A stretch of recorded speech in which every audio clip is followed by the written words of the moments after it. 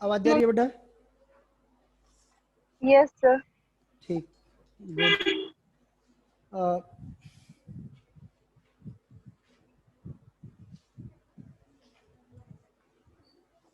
इधर साइडियम करिए, से साइडियम कॉल कर दीजिए।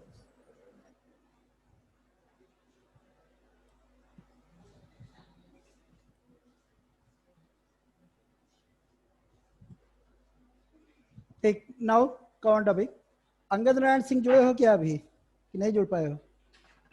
हेलो हेलो, अंगद नारायण सिंह जुड़ गए हो कि नहीं अभी? चलो कोई बात। Now your next topic, that one is anomalous behavior of oxygen. Anomalous behavior of oxygen. Anomalous behaviour of oxygen, इसमें याद होगा बेटा पी ब्लॉक के एलिमेंट में जो फर्स्ट एलिमेंट है ये सभी एनॉमलस बिहेवियर शो करते हैं और इनके एनॉमलस बिहेवियर में सभी में सेम रीजन होता है। याद होगा इनमें जो मेन रीजन होते हैं वो क्या है? Due to very small size. दूसरा रीजन हाई इलेक्ट्रोनिगेटिविटी। तीसरा absence of vacant d orbital. और है हाई आयोनाइजेशन एंथैल्पी। ओके, ये सभी इनके रीजन होंगे जिसके कारण से ये एनॉमलस बिहेवियर शो करता है। बट कौन कौन से ऑक्सीजन एनॉमलस बिहेवियर शो करता है इसमें अगर देखें तो one by one, first oxygen is gas while others are solid in nature. Reason इन सब के पढ़ाते वक्त बताया गया है इसलिए हम रीजन पे नहीं जाएंगे। और इसका रीजन क्या है कि क्यों ये होता है, तो जनरली किसके कारण से है? Due to smaller size. Okay, और वीक इंटरमॉलिक्यूलर फोर्स से क्रिएट होता है, एक्सप्लेन किया गया आपको। दूसरा, oxygen is diatomic while others are octatomic in nature. Oxygen diatomic होता है, अदर्स जो हैं ऑक्टाएटॉमिक होते हैं, जैसे S8 है, Se8 होगा, T8 एक्सेट्रा। नेक्स्ट है,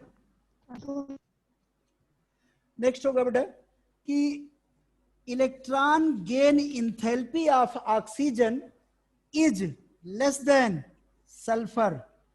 यहां पर भी याद होगा रीजन मैंने बताया था, क्या होगा? Inter electronic repulsion due to smaller size. तो सल्फर में रिपल्सन नहीं होता है जबकि ऑक्सीजन में रिपल्सन होता है, जिसके कारण से इलेक्ट्रॉन गेन एंथैल्पी ऑक्सीजन की लेस होती है और सल्फर की अधिक होती है। नेक्स्ट है बेटा, इसी तरह से same reason, OO bond dissociation enthalpy is less than SS single bond dissociation enthalpy. जो single bond OO dissociation enthalpy है वो सल्फर से लेस होती है। Reason same, due to smaller size it has strong inter electronic repulsion. Repulsion के कारण से ये डिस्टेबलाइज कर जाता है।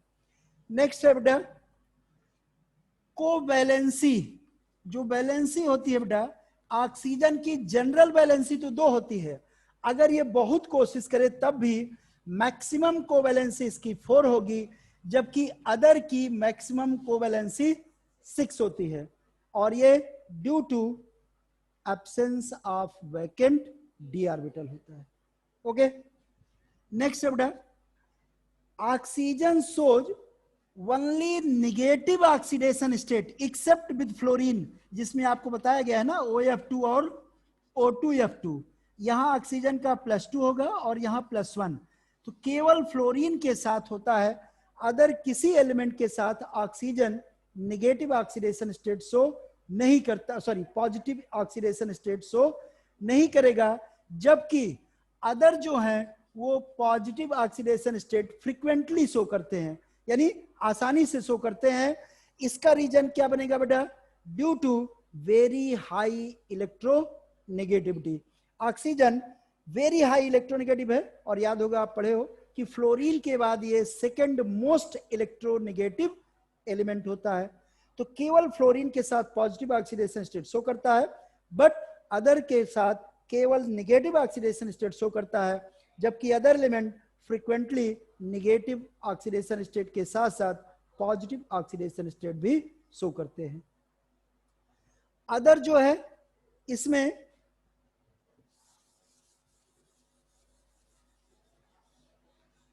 अदर चीजों में देखोगे बेटा तो बड़ा इंपॉर्टेंट एक टॉपिक आता है जिसमें H2O जो है बेटा ये लिक्विड होता है। ये कई बार क्वेश्चन पूछा गया है। While H2S is gas. Reason क्यों होगा? क्योंकि हाइड्रोजन बॉन्डिंग वाटर में होती है। ऑक्सीजन मोस्ट इलेक्ट्रोनेगेटिव एलिमेंट है और सल्फर लेस यहां पर हो जाएगा, तो इसमें हाइड्रोजन बॉन्डिंग नहीं बनेगा। तो due to hydrogen bonding H2O is liquid. H2O के मॉलिक्यूल एसोसिएट कर जाते हैं, लिक्विड स्टेट में पाए जाते हैं, जबकि H2S गैस होगा due to absence of hydrogen bonding. Other चीजें H2O जो होता है बेटा इसका melting and boiling point highest होता है in all the hydride of group 16 element like H2S, H2Se, H2Te and H2PO। ये भी इसमें होता है, okay, due to hydrogen bonding होगा। तो ये सभी क्या होंगे कि ऑक्सीजन के जो है एनामलस बिहेवियर हैं। और अदर चीजों में बात करो तो ऑक्सीजन चूंकि स्मॉलर साइज का होता है, ये फ्रीक्वेंटली डबल बॉन्ड जो है सिमिलर एटम या नाइट्रोजन है, कार्बन है या अदर एलिमेंट के साथ आसानी से बना लेता है, जबकि अदर में ये डबल बॉन्ड आसानी से नहीं बनेगा। रीजन इसका ऑक्सीजन स्मॉलर साइज में है, आसानी से इसके ऑर्बिटल ओवरलैप कर लेंगे, बॉन्ड स्ट्रेंथ स्ट्रांग होगी, स्टेबल होगा, जबकि अदर का साइज लार्जर है, उनके ऑर्बिटल प्रॉपरली ओवरलैप नहीं कर पाते हैं, इसलिए डबल बॉन्ड का फॉर्मेशन कम होता है, बहुत कम होता है। सल्फर में कार्बन डाइसल्फाइड होता है, ये कुछ हद तक डबल बॉन्ड होता है, लेकिन अदर के साथ सल्फर भी बहुत अधिक डबल बॉन्ड फॉर्मेशन नहीं कर पाता है। सेलेनियम टेल्यूरियम में ये एकदम कह सकते हो कि नेग्लिजिबल होता है, क्योंकि उनकी साइज और भी लार्जर हो जाती है।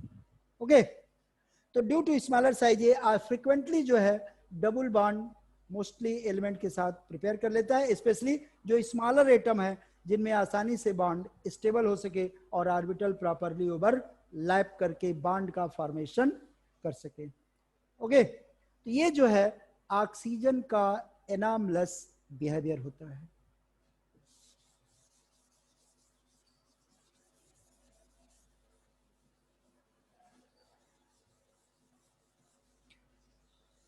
तो ये इस तरह से ग्रुप 16 एलिमेंट की जनरल पीरियोडिक पोजीशन की एक्सप्लेनेशन थी और एनामलस बिहेवियर।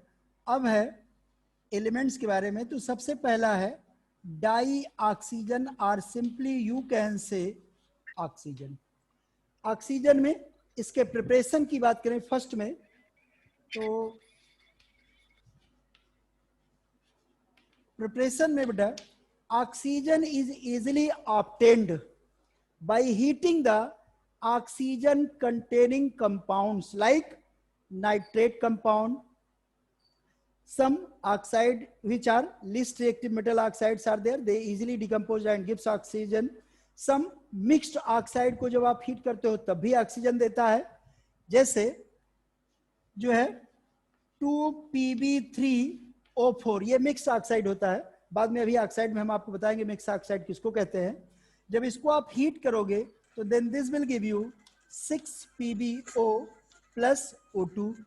इसी तरह से जो है अदर कंपाउंड की बात करो तो मरकरी ऑक्साइड होता है, इसको जब हीट करोगे बेटा ये मरकरी प्लस ऑक्सीजन देगा। सिल्वर ऑक्साइड होता है, मरकरी और सिल्वर लिस्ट रिएक्टिव मेटल है, इसलिए इनके ऑक्साइड लेस स्टेबल होते हैं और इजीली जब हीट करते हो तो ये आसानी से ऑक्सीजन दे देते हैं, प्लस ऑक्सीजन देगा।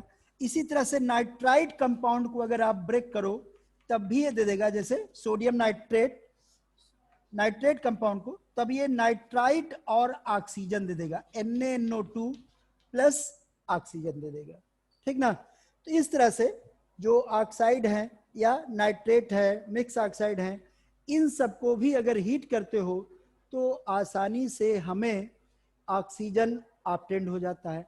अदर कंपाउंड में अगर हम लेबोरेटरी प्रोसेस की बात करें बेटा, ये हिस्टोरिकली भी इंपॉर्टेंट रिएक्शन है। तो याद होगा कि जब हम पोटेशियम क्लोरेट KClO3 को मैग्नीज डाई ऑक्साइड कैटलिस्ट के प्रेजेंस में हीट करते हैं तो ये पोटेशियम क्लोराइड और ऑक्सीजन देता है।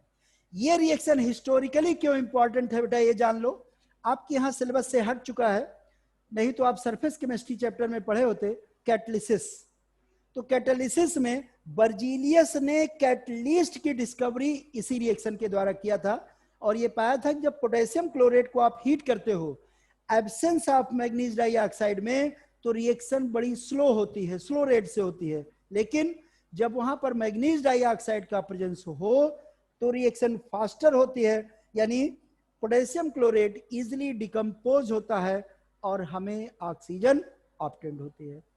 लेकिन आपके लिए ऑक्सीजन बनाने में जनरल रूप में आप कह सकते हो पोटेशियम क्लोरेट को भी जब आप हीट करोगे तो आपको ऑक्सीजन मिलता है, ठीक। म्यूट कर लो बेटा माइक। इसके अलावा अब जो है इंडस्ट्रियल प्रिपरेशन की बात किया जाए बेटा,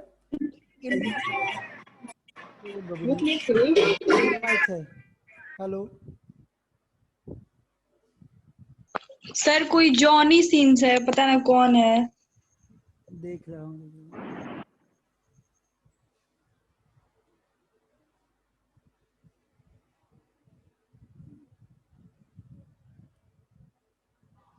तो यहां देखो बेटा, अब इंडस्ट्रियल प्रिपरेशन में, इंडस्ट्रियल प्रिपरेशन बहुत इजी है, पहले भी आप पढ़ चुके हो, केवल आपको एक बार कह देना है। जैसे industrially oxygen is obtained by the fractional distillation of air, 9th में पढ़े हो। और फ्रैक्शनल डिस्टिलेशन में याद होगा, तो जब एयर को आप फ्रैक्शनली डिस्टिलाइज करते हो तो ऑक्सीजन का बॉइलिंग पॉइंट 90 केल्विन होता है और आसानी से आपको ऑक्सीजन जो है डिस्टिल्ड रूप में ऑब्टेन्ड हो जाता है। तो एक इंडस्ट्रियल प्रिपरेशन ऑक्सीजन का है बेटा कि जब हम एयर का फ्रैक्शनल डिस्टिलेशन करते हैं तब भी हमें ऑक्सीजन ऑब्टेन्ड हो जाता है। दूसरा जो है, क्या करते हो कि ऑक्सीजन हमें तब भी ऑब्टेन्ड होता है जब क्या करेंगे, वाटर का इलेक्ट्रोलिसिस कराते हैं। वाटर को जब इलेक्ट्रोलिसिस कराओगे तब भी क्या होगा कि 2H2 प्लस O2, यानी कैथोड पर हमें हाइड्रोजन ऑब्टेन्ड होता है और एनोड पर ऑक्सीजन ऑब्टेन्ड होता है। यानी जब वाटर का इलेक्ट्रोलिसिस कराते हैं तब भी हमें कैथोड पर हाइड्रोजन और एनोड पर ऑक्सीजन ऑब्टेन्ड होता है। ये दोनों ही प्रोसेस इंडस्ट्रियल प्रोसेस होती है जिससे हम इंडस्ट्रियली ऑक्सीजन को ऑब्टेन्ड कर सकते हैं। नेक्स्ट बेटा प्रॉपर्टीज।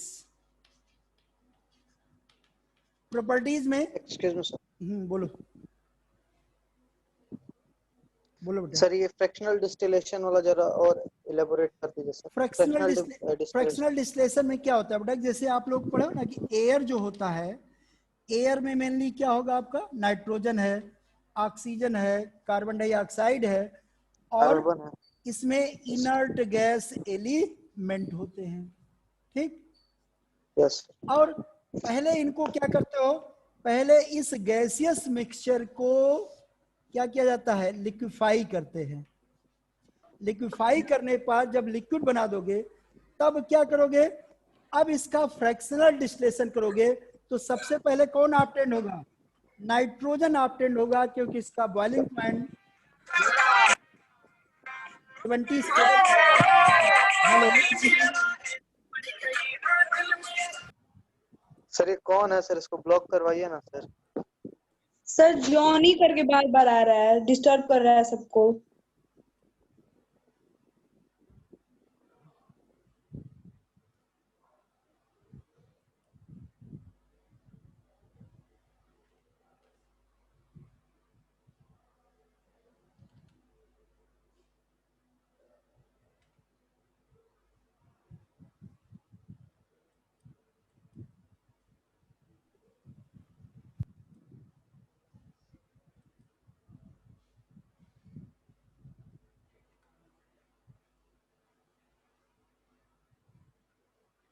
बेटा उनको बुलाओ तो, सर को।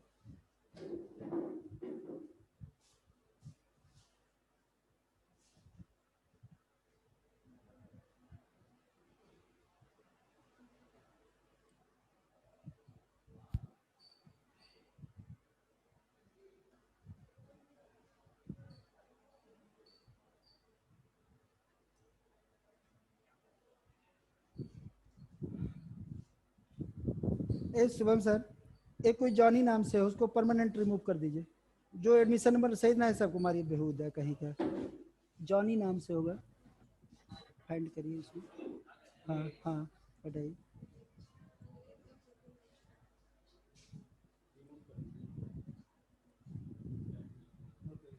बस ठीक।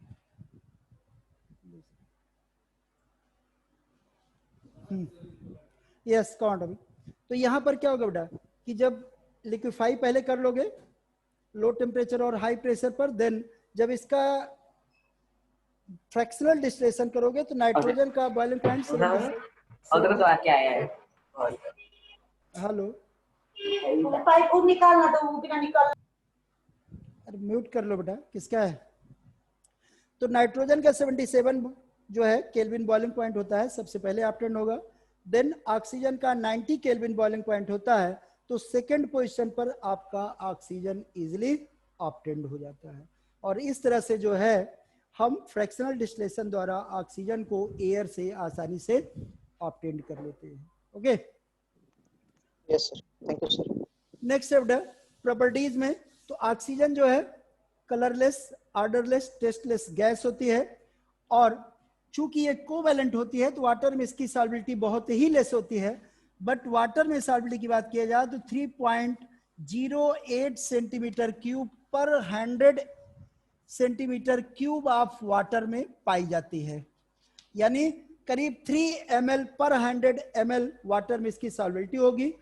और ये सॉल्बिलिटी भले ही वेरी लेस है, but this is sufficient for the survival of aquatic और मैरीन लाइफ। जो एक्वेटिक लाइफ होती है, या एक्वेटिक और या मैरीन एनिमल जो होते हैं या लिविंग बीइंग होते हैं, उनके लिए सफिशिएंट होती है। क्योंकि आप जानते हो कि जो एक्वेटिक एनिमल्स होते हैं वो ऑक्सीजन जो वाटर में डिजॉल्व ऑक्सीजन होती है उससे ऑब्टेन करते हैं। तो वाटर में इसकी सॉल्बिलिटी बहुत ही कम होती है, फिर भी ये सफिशिएंट होती है for the survival of aquatic living beings. Next है बेटा कि इसमें एक बड़ा आता है कि ऑक्सीजन जो है डायटॉमिक होता है, डबल बॉन्ड से घिरा होता है, यानी इसमें जो है ऑक्सीजन मॉलिक्यूल O2 रूप में एग्जिस्ट करता है। और एक वर्ड दिया होगा कि ये पैरामैग्नेटिक होता है। पैरामैग्नेटिक होने का मतलब कि इसमें कम से कम एक क्या होना चाहिए, unpaired electron. Unpaired electron. O2 molecule कैसे होता है इसको जान लो। इसमें टोटल 16 इलेक्ट्रॉन हुए, और जब मॉलिक्यूलर ऑर्बिटल थ्योरी द्वारा इसका कॉन्जुगेशन करोगे तो क्या बन जाएगा, sigma 1s2, sigma star 1s2, sigma 2s2, sigma star 2s2, then sigma 2pz2, पाई 2px2, पाई 2py2, दिख रहा है सर x2 y2 तक दिख यस रहा सर, है। देन ये हो जाएगा yes sir, pi star 2px1 and pi star 2py1। यहां देखोगे बेटा कि ये पैरामैग्नेटिक इसीलिए है कि जो इसका एंटी बॉन्डिंग पाई ऑर्बिटल होता है 2px और 2py, इसमें अनपेयर्ड इलेक्ट्रॉन होते हैं, यानी एक एक इलेक्ट्रॉन अनपेयर्ड होता है, जिसके कारण से ये पैरामैग्नेटिक नेचर का होता है। ओके, तो ऑक्सीजन में पैरामैग्नेटिक होने का रीजन इतना है कि जो एंटी बॉन्डिंग पाई ऑर्बिटल होता है उसमें 1 इलेक्ट्रॉन px और py में अनपेयर्ड होते हैं, जिसके कारण से ये पैरामैग्नेटिक नेचर का होता है। सिमिलर बिहेवियर सल्फर में भी आप पढ़ोगे, क्योंकि O2 है तो S2 जब बनेगा तो वो भी इसी रूप में पाया जाएगा, केवल नंबर ऑफ सेल इंक्रीज कर जाती है तो वो भी पैरामैग्नेटिक होता है S2 मॉलिक्यूल, और वो 1000 केल्विन टेम्परेचर से एबव पर एग्जिस्ट करता है।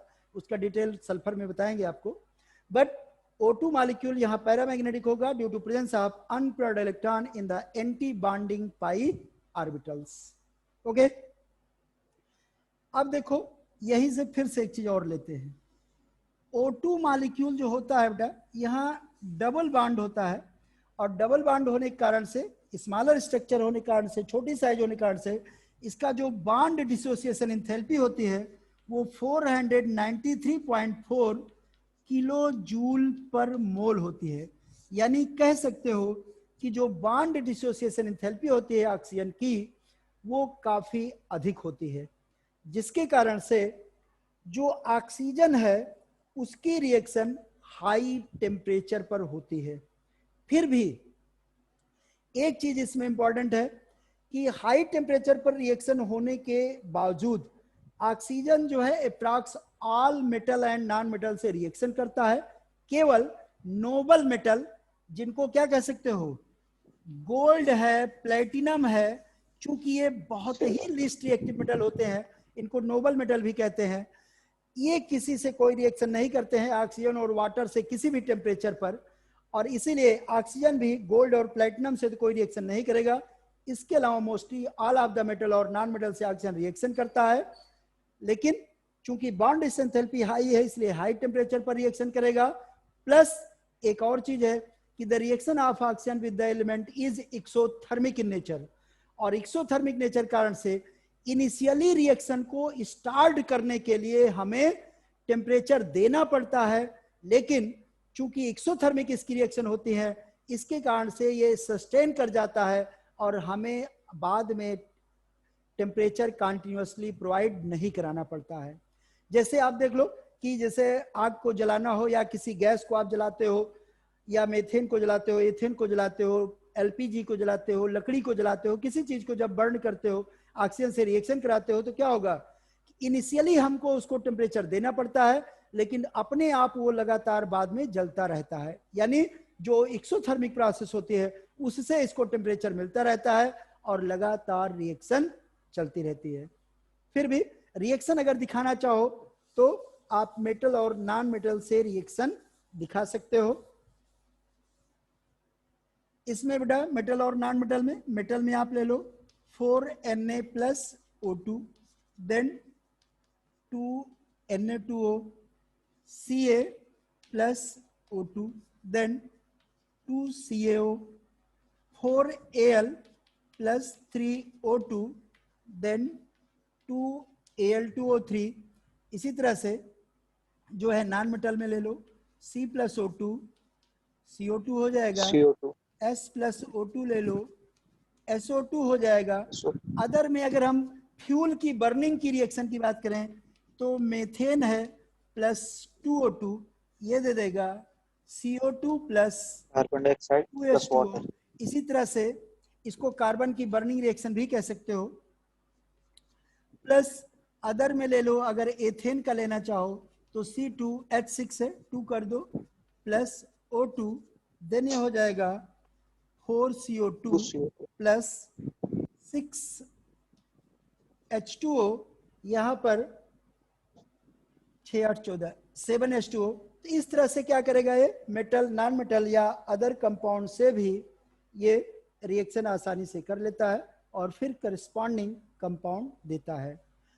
ओके, अब जो है ऑक्सीजन का यूज, तो ऑक्सीजन का यूज जो है सबसे जो जनरल यूज है हमने अभी तक बिना पढ़े ही जाना है, वो क्या है, ब्रीथिंग में करते हैं।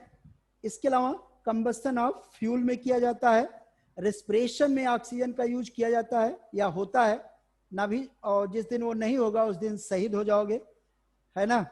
तो इसके अलावा ऑक्सीजन का अदर यूज कहाँ पर होता है, जैसे हमने पढ़ा है कि जो माउंटेनियर्स होते हैं या स्कूबा डाइवर्स होते हैं वो ऑक्सीजन सिलेंडर लेते हैं। इसके अलावा कभी कभी ब्रीथिंग में प्रॉब्लम हो तो आपने पढ़ा होगा कि अस्पताल वगैरह में भी, हॉस्पिटल्स में भी ऑक्सीजन सिलेंडर यूज किया जाता है ऑक्सीजन सप्लाई देने के लिए। प्लस ऑक्सीजन के यूज ऑक्सी एसिटिलीन फ्लेम, यानी एसिटिलीन गैस को ऑक्सीजन के साथ जला करके वेल्डिंग में यूज करते हैं। वेल्डिंग का मतलब होता है कि जोड़ने में, जैसे स्टोव वगैरह जोड़ता होगा तो देखे होंगे एक सिलेंडर टाइप का रखा होगा और उसमें से पाइप आई है तो वो जला करके फिर वो स्टोव वगैरह को या किसी जो है आयरन आर्टिकल को या किसी भी मेटेलिक आर्टिकल को जोड़ता है, उसको ऑक्सी एसिटिलीन फ्लेम कहते हैं। उसका भी ऑक्सीजन और एसिटिलीन गैस को जला करके ऑक्सी एसिटिलीन फ्लेम के रूप में किया जाता है। प्लस फ्यूल सेल में यूज किया जाता है, जैसे आपने पढ़ा है हाइड्रोजन ऑक्सीजन फ्यूल सेल जो रॉकेट वगैरह में यूज करते हैं। प्लस अदर जो रॉकेट होते हैं उसमें हाइड्रोजन NH2 फार्मूला होता है, हाइड्रोजन को ऑक्सीडाइज करके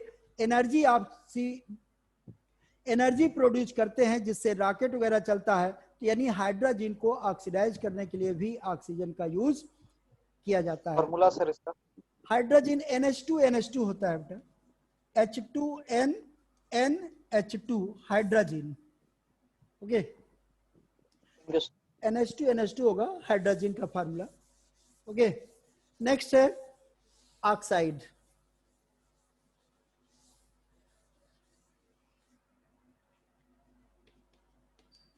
oxide binary compound of elements with oxygen are known as oxide. Binary माने जिसमें दो ही एलिमेंट हो, एक तो ऑक्सीजन फिक्स है और जो अदर एलिमेंट हो, अदर एलिमेंट मींस मेटल होगा या नॉन मेटल होगा जनरली। तो binary compound of elements with oxygen are known as oxide, like carbon dioxide, sulphur dioxide, sodium oxide, potassium oxide, calcium oxide, magnesium oxide, ये सभी oxide होंगे, okay. और अब oxide को बेटा हम कई तरह से जो है इनको डिवाइड कर सकते हैं। फर्स्ट, पहला, अगर हम एलिमेंट के आधार पर बात करें तो एक क्या हो जाएगा, मेटेलिक ऑक्साइड, और दूसरा इसमें हो जाएगा नॉन मेटेलिक ऑक्साइड। जैसे मेटेलिक ऑक्साइड, मेटल का ऑक्साइड, जैसे CaO है, MgO ले लिया हमने। नॉन मेटेलिक ऑक्साइड CO2, ये SO2 ले लिया। दूसरा है, अगर हम केमिकल बिहेवियर के आधार पर बात करें, यानी उनका केमिकल नेचर कैसा है, तो केमिकल नेचर में क्या हो सकते हैं बेटा, ये न्यूट्रल हो सकता है, दूसरा एसिडिक हो सकता है, तीसरा बेसिक हो सकता है, चौथा एम्फोटेरिक हो सकता है, ओके। न्यूट्रल ऑक्साइड जो नाइदर एसिडिक नॉर बेसिक हो, जैसे NO, N2O, H2O, हालांकि H2O एम्फोटेरिक होता है बट जनरली इसको न्यूट्रल में लेते हैं। इसी तरह से एसिडिक ऑक्साइड बेटा नॉन मेटेलिक ऑक्साइड होंगे, जैसे CO2, SO2, ये सभी हो जाएंगे। बेसिक ऑक्साइड मेटेलिक ऑक्साइड जैसे CaO है, MgO ले लो। एम्फोटेरिक ऑक्साइड, एम्फोटेरिक ऑक्साइड में aluminium oxide, zinc oxide, tin oxide, lead oxide, किसी को ले लो, ये सभी क्या होंगे, एम्फोटेरिक ऑक्साइड होते हैं, ओके। एम्फोटेरिक ऑक्साइड किसको कहेंगे, एसिडिक तो समझते हो, वाटर से रिएक्शन करके एसिड बना ले, और बेसिक किसको कहेंगे, जो वाटर से रिएक्शन करके बेस बनाए, आसानी से आ जाएगा। लेकिन एम्फोटेरिक ऑक्साइड किसको बोलेंगे, the oxide which reacts with acid and base both and forms salt and water, या ऐसा भी कह सकते हो, the oxide which have characteristic of acid and base both are known as amphoteric oxide. अगर इसमें ना हम इसमें एसिड बेस की किसी से कहो तो रिएक्शन भी दिखा दें, याद हो तो कोई बात नहीं, आगे कहानी बताएं, बोलो, इसमें कोई दिक्कत हो, आ जाएगा इनमें।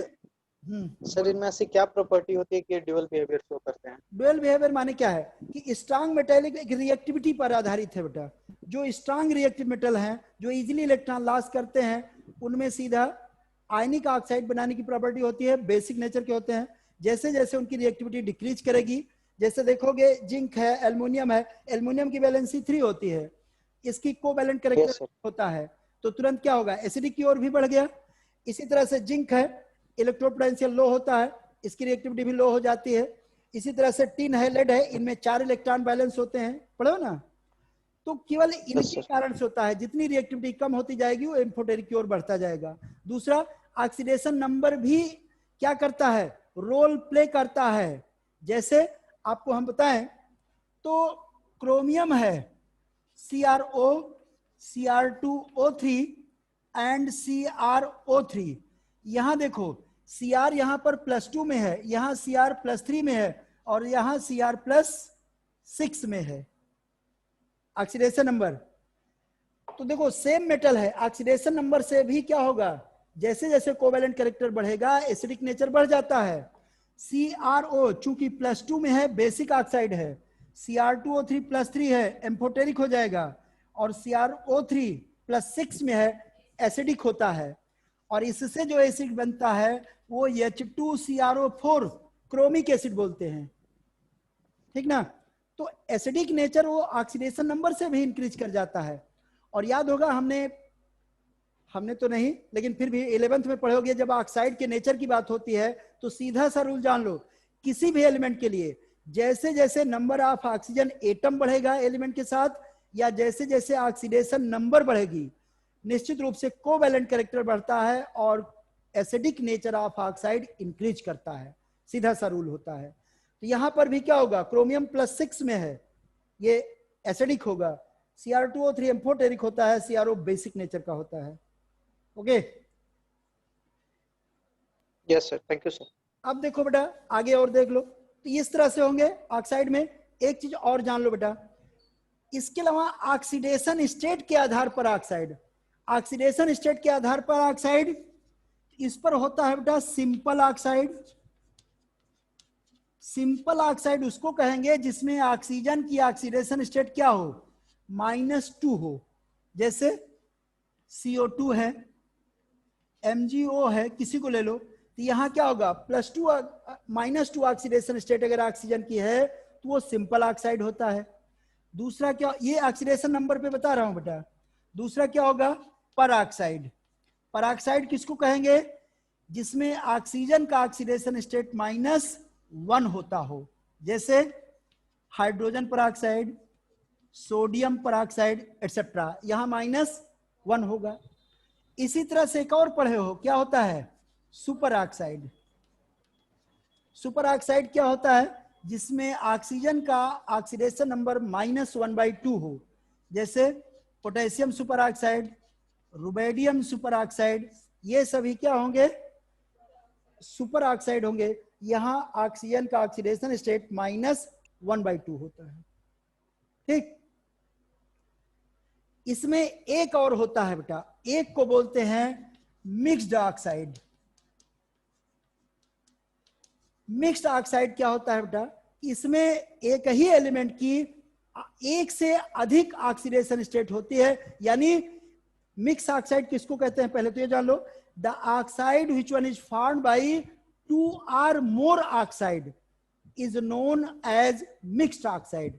जैसे Fe3O4 है, ये बना किससे है बेटा, ये FeO और Fe2O3 से बना है, ठीक। ये मिक्स ऑक्साइड है। तो अगर इसमें हम देखें तो जनरली हम डायरेक्ट इसका ऑक्सीडेशन नंबर नहीं निकाल सकते, +4/3 हो जाएगा, जो रॉन्ग है, +8/3, ठीक ना। तो यहां पर क्या होता है कि मिक्स ऑक्साइड उसको बोलेंगे, पहले तो ये जान लो, the oxide which one is formed by 2 or more simple oxide are known as mix oxide. एक चीज, अब ऑक्सीडेशन नंबर के आधार पर हमने इनको कहा है, तो मिक्स ऑक्साइड में ऑक्सीडेशन नंबर कैसे निकालते हैं, तो the oxide in which the oxidation number of oxygen is obtained their actual oxides not by that oxide. यहां पर डायरेक्ट जो ऑक्साइड है उससे नहीं निकलेगी, उसके जो एक्चुअल ऑक्साइड होते हैं उनसे निकलती है। यानी इसमें आयरन की अगर हम जनरल ऑक्सीडेशन स्टेट इससे निकालें तो -2 हो गई, तो आयरन की क्या बची, +8/3 हो जाएगी। लेकिन ये रॉन्ग है, एक्चुअल कहां से निकलेगी, जिससे बना है। तो यानी एक क्या हो गई, +2 हो जाएगी, और एक यहां हो गई इसकी +3 हो गई। 3। ठीक, इस तरह से इसको हम क्या बोलेंगे, मिक्स ऑक्साइड। ओके, तो इस तरह से ये ऑक्साइड होते हैं बेटा, और इनमें हम इनको अलग अलग इस तरह से डिफरेंट रूप में क्लासिफाई कर सकते हैं। एलिमेंट के आधार पर मेटेलिक, नॉन मेटेलिक कह सकते हो, उनके केमिकल नेचर के आधार पर न्यूट्रल, एसिडिक, बेसिक और एम्फोटेरिक। और अगर ऑक्सीडेशन स्टेट ऑफ ऑक्सीजन की बात करें तो सिंपल ऑक्साइड, पर oxide, super oxide and mix oxide होते हैं। तो इस तरह से हम ऑक्साइड को एक्सप्लेन कर सकते हैं। ठीक, कोई दिक्कत? लिख लिया बेटा। अब इसमें अंगद नारायण सिंह कल जो पूछे थे, 2-3 मिनट है इसलिए अब तुम्हारा ही बता दे। जो पूछे थे उसमें समझ में आया कि थोड़ा और कुछ बताएं? उसमें टॉपिक तो लंबा है बट उसमें तुम्हारी बात को बता दे। एलिमिनेशन, देखो एलिमिनेशन वाला सर। हाँ, स्ट्रांग और उसकी बात करें, जैसे NaOH था बेटा, जब एक्वस मीडियम में रहेगा तो यहाँ पर ये क्या देता है, Na+ एंड OH-, ये आपका न्यूक्लियोफाइल हुआ।